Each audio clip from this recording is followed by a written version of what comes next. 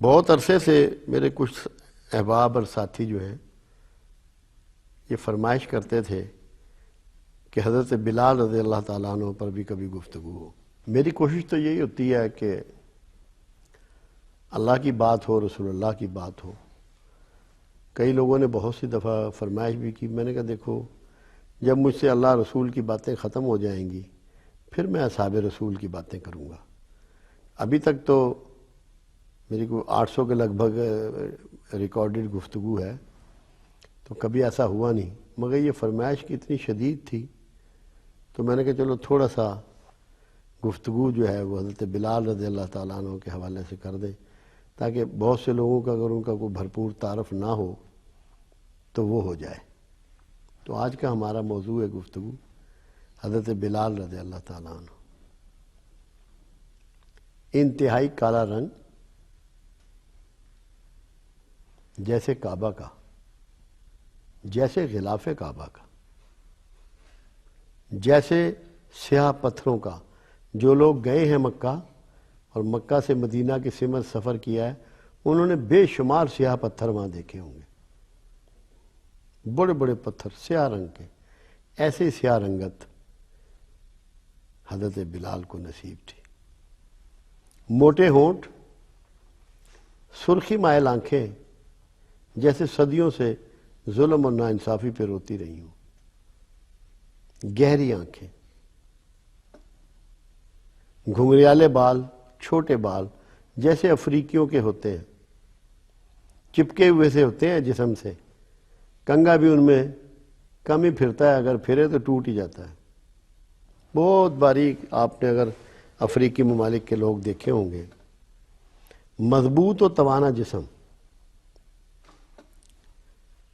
ماں کے شکم میں آئے تو والدین آزاد تھے، مگر جب دنیا میں تشریف لائے تو والدین غلام ہو چکے تھے، ان کو غلام بنا لیا گیا تھا۔ آپ کی پیدائش جو ہے وہ غلامی میں ہوئی ہے اور والدین کو غلام بنایا گیا تھا۔ تعلق حبشہ سے، کل کا نام حبشہ تھا، آج کا نام ایتھوپیا ہے، جو بھوک اور افلاس کی زمین ہے۔ جتنے لوگ آج تک بھوک سے مرے ہیں سب سے زیادہ تعداد ایتھوپیا کے لوگوں کی ہے۔ وہ بھوک کی وجہ سے بھی لوگ غلام بنا لیے جاتے تھے۔ کوئی بھی خوشحال آدمی ہوتا جو ان کے اناج کا، کھانے پینے کا بندوبست کرتا، لوگوں کو خرید لیتا اس اناج کے عوض، تو وہاں سے آپ کا تعلق۔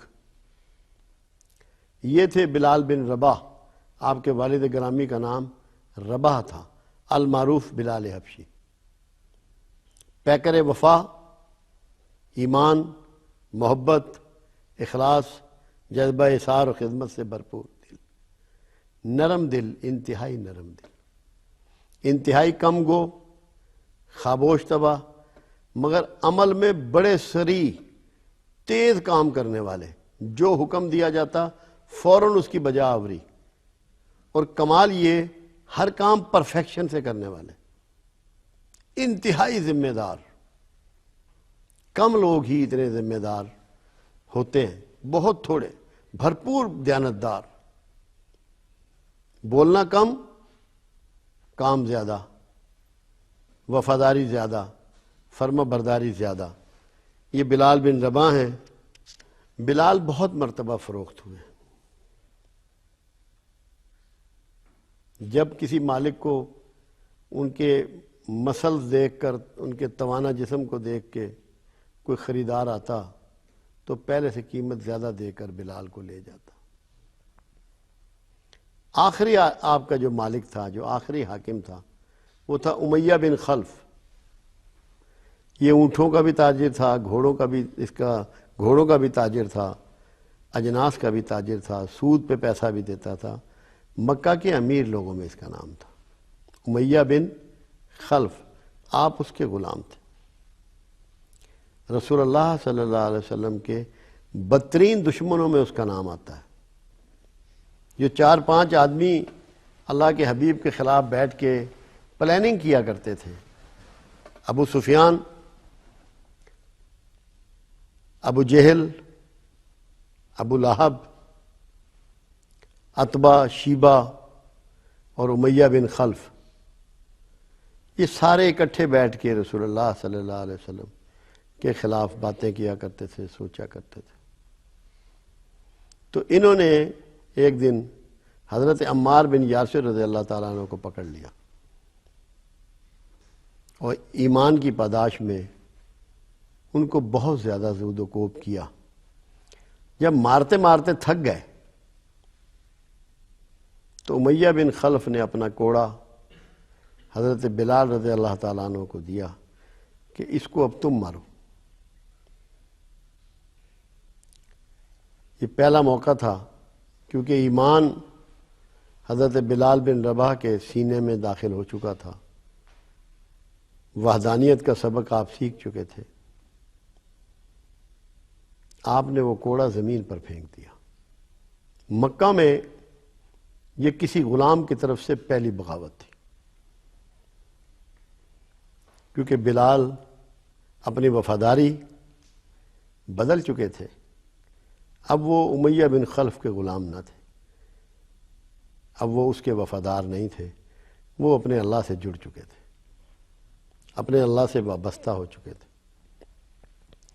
یہ بہت بڑی بات تھی کہ جس زمینوں میں، جس جگہ پر غلام ایک زرخرید چیز ہوتی تھی، اس کے نہ جذبات ہوتے تھے، نہ احساسات ہوتے تھے، نہ اس کی ضروریات ہوتی تھیں، نہ اس کی بھوک ہوتی تھی، نہ اس کی نیند ہوتی تھی، نہ اس کا لباس ہوتا تھا، اور وہ اس طرح بغاوت کا اعلان کر دے کہ مالک کی بات نہ مانے اور کوڑا زمین پہ پھینک دے، یہ ان سے برداشت نہیں ہوا۔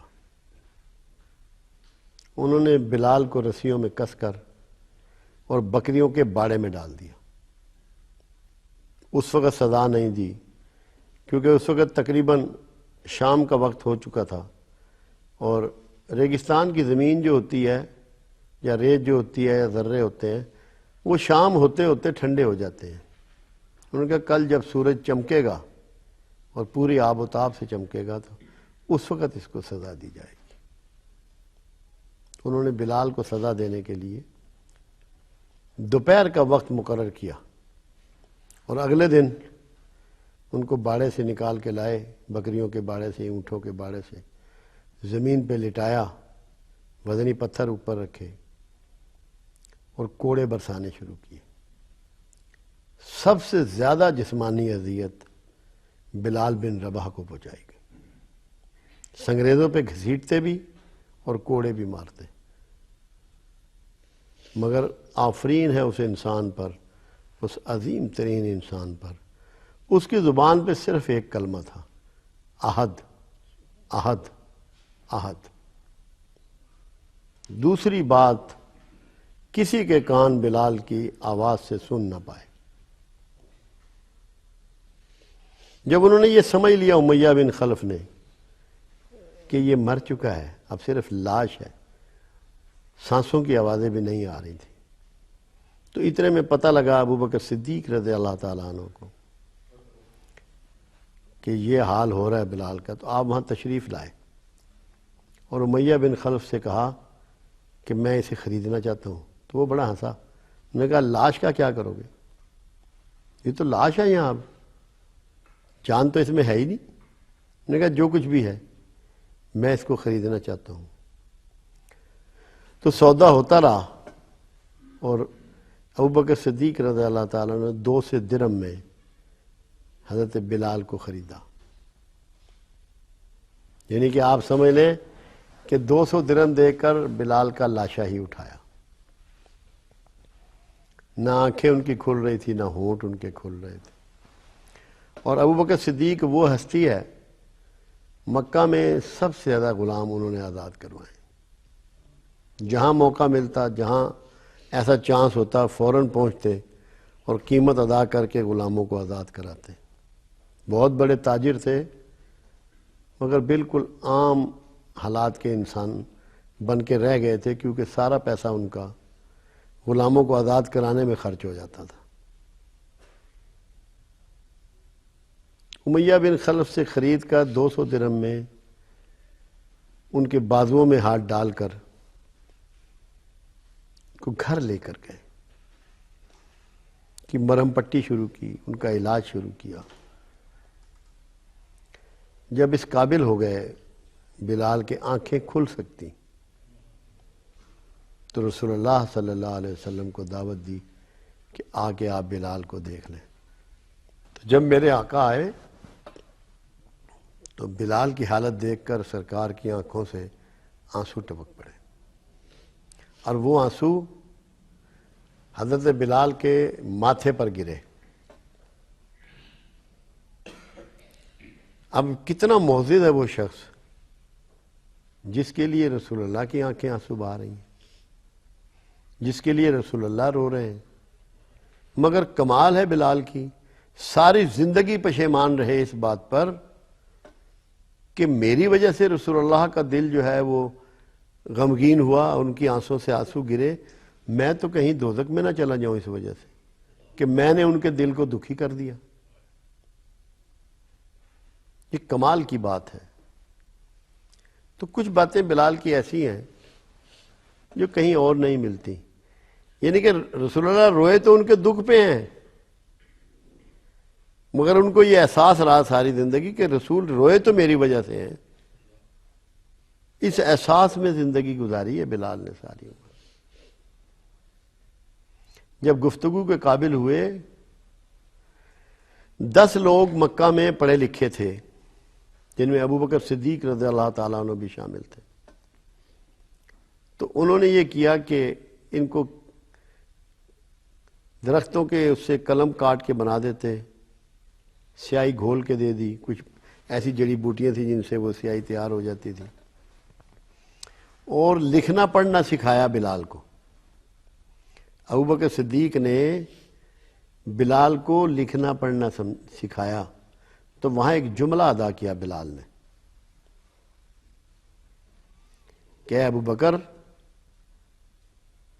تم نے جب مجھے امیہ بن خلف سے خریدا تھا میں اس وقت آزاد نہیں ہوا تھا، آزاد میں آج ہوا ہوں کہ جب تم نے مجھے لکھنا پڑھنا سکھا دیا۔ علم پر اس سے اعلیٰ کمنٹس کسی کے نہیں۔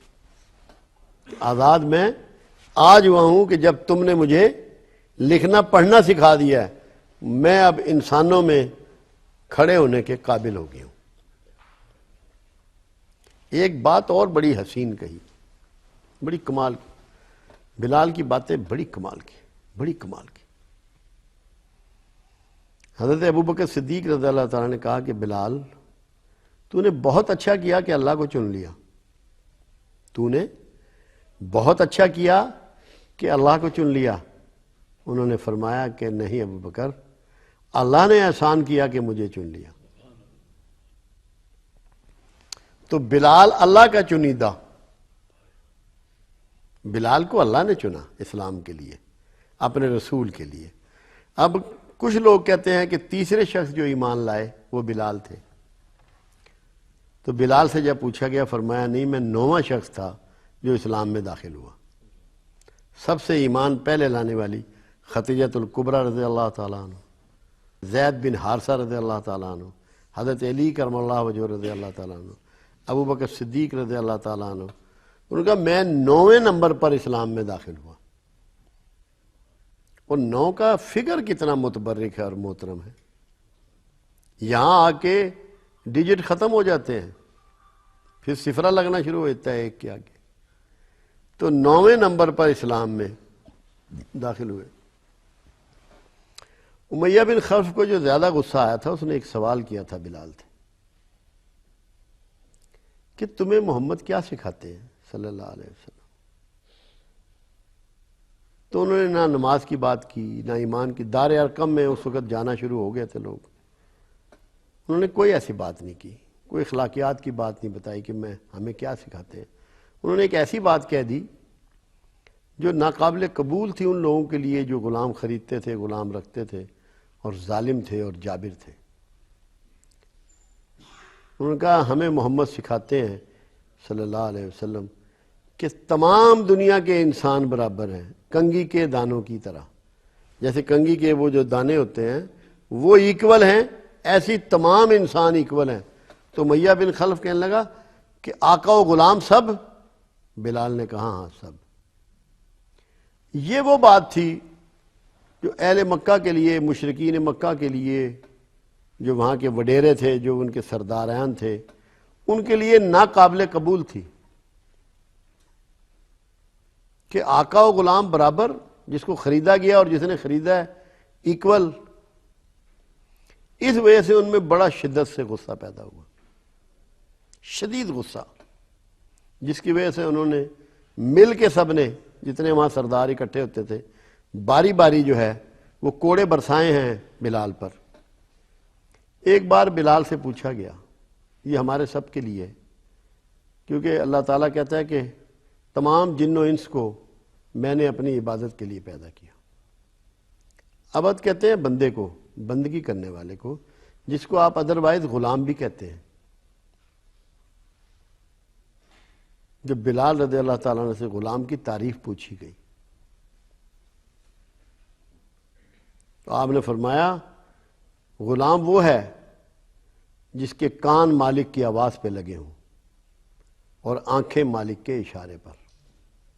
مالک آواز دے تو غلام دور نہیں ہوتا، مالک اشارہ کرے تو غلام دور نہیں ہوتا۔ تو کیا ہم سب بلال کی بتائی ہوئی غلامی میں اللہ کے ساتھ ہمارا یہ معاملہ ہے؟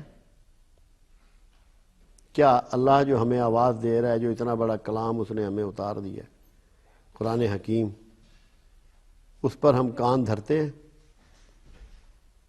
جو اشاروں کے لیے اس نے اپنا رسول بھیج دیا ہے، جو احکامات خداوند کو، پروگرام اللہ کو ڈیمانسٹریٹ کر کے بتا رہا ہے، کیا اس کی طرف ہماری نگاہ اٹھتی ہے کہ یہ ہم سے کیا چاہ رہا ہے؟